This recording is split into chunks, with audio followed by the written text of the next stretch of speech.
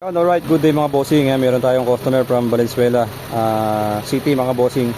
So dinayo tayo ni bossing kasi gusto niya mapaayos yung kanyang Lancer GLI mga boss. Ang problema niya mga bossing yung sa servo mga boss. Ipapacheck niya sa atin kung ano yung problema, bakit daw nagda-drop yung idle. So ngayon mga bossing, na-check ko na to kanina. Ang problema lang ng servo niya mga boss is madumi. Kailangan lang natin i-cleaning.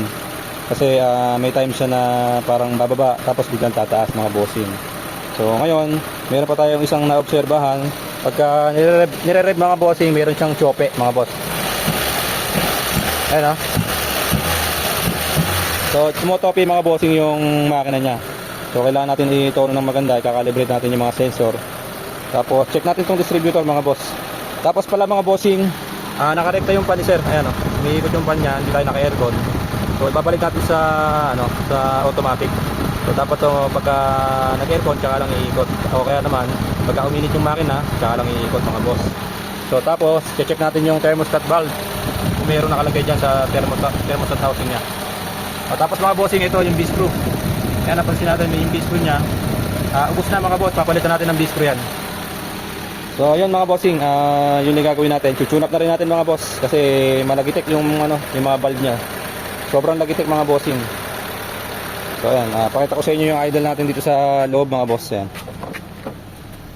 So pagka nag-aircon si bossing, on natin yung aircon mga boss. Ayan, tumataas naman siya mga bossing. Nakita nyo, tumataas siya. Hindi lang siya stable kasi nga madumi yung servo natin. Kailangan natin i-lubricate yung mga gear. O kaya naman, palitan natin ng repair kit na bago. Tapos mga bossing, pansinin nyo tong temperature gauge niya mga boss. So galing sila sa biyahe mga bossing from Valenzuela to Nueva Ecija. Bumiyahe sila. So tingnan niyo yung niya, temperature gauge niya. Hindi man lang nakalahati mga bossing.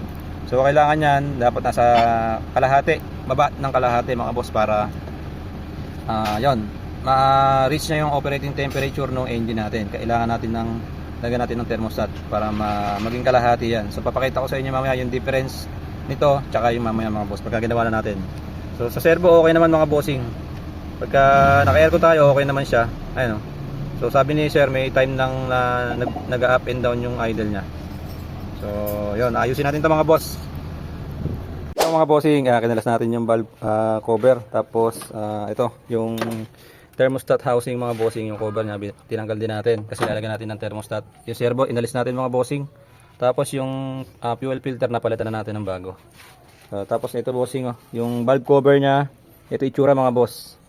So ganito yung ginawa nila mga bossing. Sa halip na dito sa ibabaw maglalagay ng beta gray, doon sa loob naglagay. Ayan ayan mga boss tinipid pa sa beta gray. So ang nangyari, yung dapat lagyan ng beta gray hindi nalagyan mga bossing. Kaya katagalan mga boss, kakatas yan. So yun lang mga bossing. Ito medyo kaya pala tinakpan to boy. Ayan meron nakalagay ito sir na tubo. Kaya ito, pakita ko siya. Ito sir, yung tubo na to, meron pang tubo yan na nakapataas na ganun. Kaya nila sinaraduhan ng hose dahil nabasag na. Ngayon bossing, para magamit natin yung tubo na yan, papalitan natin ng ganito. Papalitan natin ng panibago para magamit natin doon sa may hose ng servo. Kasi kailangan natin yan. So yun yung nakita natin mga bossing. So pinakita natin kay owner para alam niya kung ano yung dapat palitan mga boss. Tapos mga bossing, ito injector kakalasin na rin natin. Lilinisin na rin natin yan mga boss. Palit socket na rin yung tatlo. Pero yung isa okay pa eh. Ayan isa okay pa. Pero yung tatlo, yan mga boss, may na siya, nasunog na. So yan mga bossing, update ko kayo mamaya. Mga bossing, ito yung servo ni sir na nakakabit sa kotse niya. So ito yung kotse niya mga boss. Yan. So ito yung servo mga bossing pakita ko sa inyo. Yan sobrang dumi mga bossing. Tapos wala nang lubrication. Ayun tuyong-tuyo na mga boss. So ito mga boss, ayan tingnan nyo sobrang dumi na niya Tapos may barado yung mga gear niya mga bossing. So tatalon-talon to pagka umikot mga boss. Ayan, so itsura ng servo niya sobrang dumi mga bossing. So dapat mga bossing yung servo nyo pagka naka-servo kayo, every 6 months lang dapat malinisan nyo to. Ayan, sobrang dumi So So pagka sumobra doon mga bossing, magbabago na yung idle nyo. Nagkakaroon na kayo ng idle dropping. So dapat maintenance nyo rin para smooth tsaka maganda yung maging performance nyo. Alright? Kaya mga boss, ito yung torpedo gear natin, no? Ayan, no? So mababaw na yung ano niya, yung gear niya. Sobrang kapal na ng dumi. So ito mga bossing, pagka ganito yung itsura, nagpapalit na tayo ng repair kit. Mapapansin nyo mga boss, ayan, may tama na yung gear nya, oh. So hindi na siya pwedeng ibalik mga bossing, kasi once na ibalik natin to, magkakaroon din ng idle dropping. So hindi magiging stable yung idle natin pagka ito kinabit pa rin natin mga boss. So papalitan na natin yan, kahit maganda pa ibang kasamang gear mga boss, palitan na natin ng bago. Kasi ito meron din mga bossing, ayan. Palitan na natin bago to mga boss. Ayan, para hindi tayo magkaroon ng problema. Kaya mga bossing, ito pa isa. So ito pa yung nakita natin mga boss. Ang kapal, grabe. So ito hindi na siguro 1 taon o 2 taon na hindi nalinisan to mga bossing. So sobrang kapal niyan mga boss, tingnan nyo. Napakakapal niyan mga bossing. Ayan, oh. Grabe, oh. So dapat hindi ganito to mga boss. Dapat wala yung ganyang kakapal. Ang kapal, oh. Grabe. Huwag nyo hayaang maging ganito yung servo niya mga bossing, kasi hindi talaga titino. Hindi titino yung minor nya. Dapat na-maintenance nyo yan. Parang taong may sakit yan mga bossing. Pagka may sakit, dapat mini-maintenance. So yun mga boss. Kapal mga bossing, oh.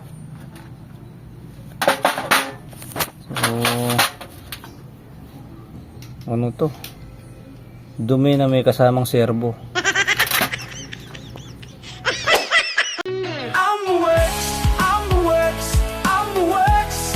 Tunog ng makina, amoy ng gasolina. Handa na ba kayo? Aayos na tayo. Sa AmbuWorks, problema'y mawawala na. Kaya mga bossing, ayan, ikabit na natin yung servo na nilinis natin mga boss. So nagkadamay-damay mga bossing, kasi kailangan nating buuin yung ano, yung bypass nya, yung sa mga hose mga boss. So nagpalit tayo ng ano, matinong thermostat housing mga bossing. So isang assemble na pinalitan natin. Tapos nagpalit din tayo ng ano, yung kinakabit natin yung bypass tube mga boss. Kasi yung bypass tube nya, ito yung itsura mga bossing, oh. So ito yung bypass tube mga boss. Ito yung nakasalpak sa water pump. Tapos ito puro ano na rin mga bossing, puro epoxy na rin. Tapos kaya natin pinalitan, isa sa dahilan yung tubo dito na may nakalabas. So ito kasi dapat diretso. Tapos meron siyang tubo na kapataas na ganun.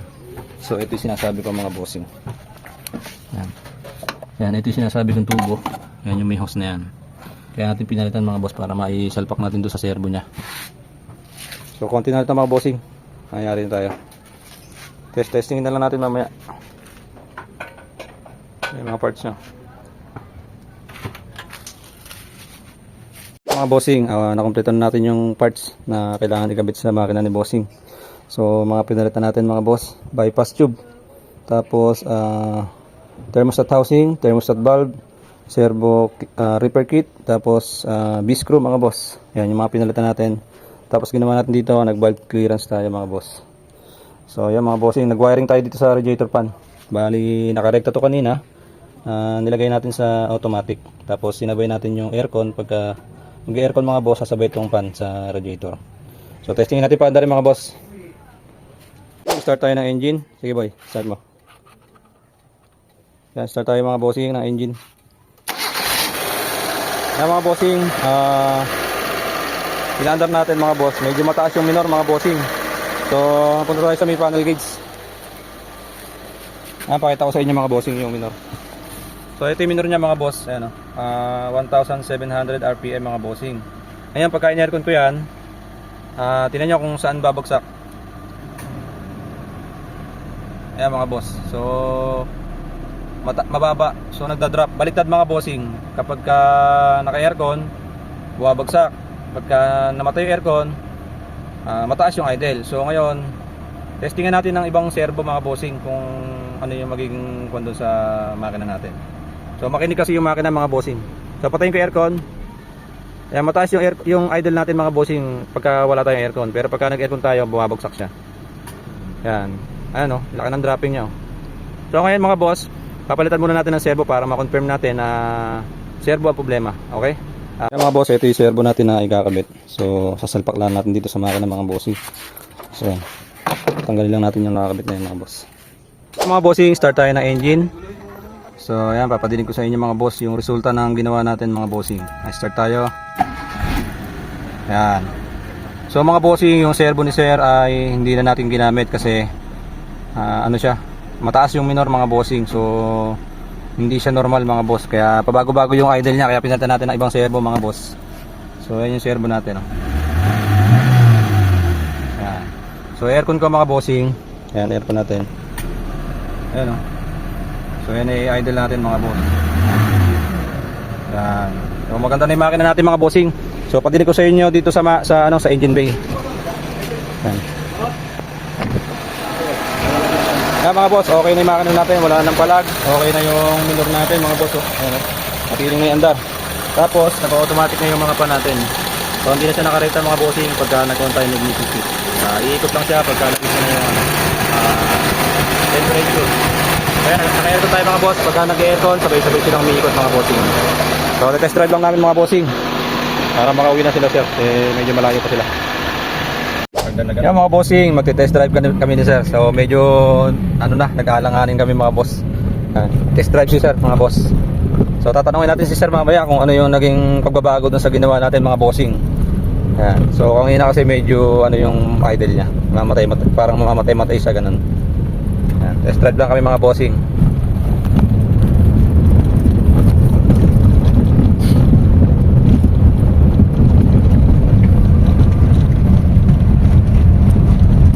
Nakasmatak na yun Lapas eh. Hindi kagaya nung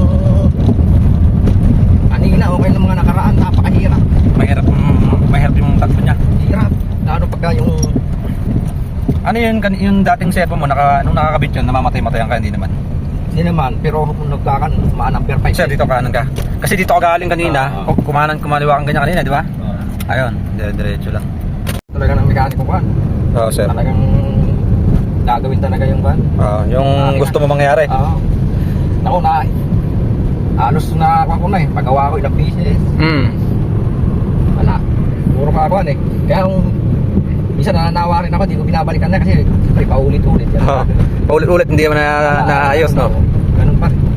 Kaya sabi ko nung kakanan tayo dito. Kakanan tayo dyan, bossing. Scroll ako ng scroll, nakita ko yung page. Kaya nagbuwan ako ng mga vlog. Sige, nagbuwan ako, nag-comment ako doon. Sabi ko, sana mapansin para yung sasakyan. Lahat kayo nagko-comment. Nakikita ko yon. Kaya lahat nung may comment doon, may reply yon. Kasi kung di ba, saka matagal na rin sa akin to, abot 5 years sa akin to eh. Bossing. Ngayon lang guminawa siguro. Ay, oo, malamang. Sasakyan eh, ngayon natanggalan ako ng tinik. Ngayon lang siguro ako nakahinga ng maayos. Kasi doon sa servo na nakita natin kanina, ano siya, talagang madumi. Tapos yun nga, akala na buo, pero sira pala. Mas paunahin mo siya muna.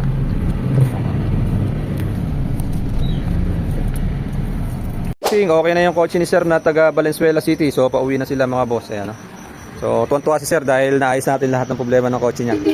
Thank you sir, ingat kayo. So from Valenzuela City mga bossing, bumiyahe sila sa atin dito sa Nueva Ecija. Dumayo sa atin para mapaayos yung kanyang sasakyan. So hindi naman sila nabigo mga boss. Naayos natin yung problema mga bossing. Alright? Ayos na tayo sa Amberworks. Problema'y mawawala na.